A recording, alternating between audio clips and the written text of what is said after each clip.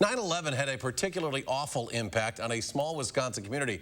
A 25-year-old from Kewaskum died during the attack on the Twin Towers, and her family felt they had to do something. 11 years since the first request for World Trade Center steel, Wisconsin's 9/11 memorial is open ahead of a painful anniversary. Naomi Coles takes us there.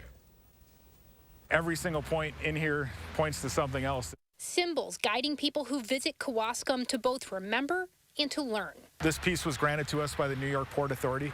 It's actually angled facing Ground Zero in New York, which is southeast of Kewaskum here. The small community southeast of Fond du Lac now features steel set on a pentagon-shaped base. It's one of several pieces of the Twin Towers placed throughout Wisconsin. So a lot went into designing that base and getting the steel put in such a way that felt natural. The smallest symbols here are large with meaning.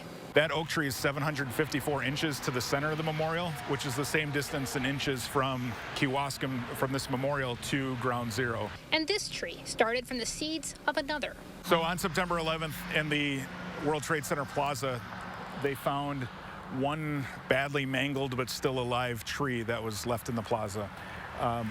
And that's now referred to as the survivor tree. A number of plants pay tribute to lives lost. Once these are covered with the clematis every September, that plant will bloom. It was the family of one of the victims that helped kickstart this site.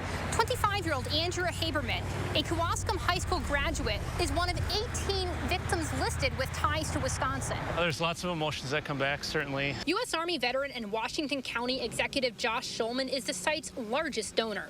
He feels his deployment to Iraq left him no choice but to get involved. Seeing the children in Iraq when I arrived, drinking out of puddles, and realizing to myself I had to come back home and do something that would make a difference and earn the sacrifice of those guys who put their lives on the line. For him, this memorial carries the burden of an urgent message. We've lost our resolve as a nation, and I think we need to look deep and figure out who we are and get back to that unity that brought us together.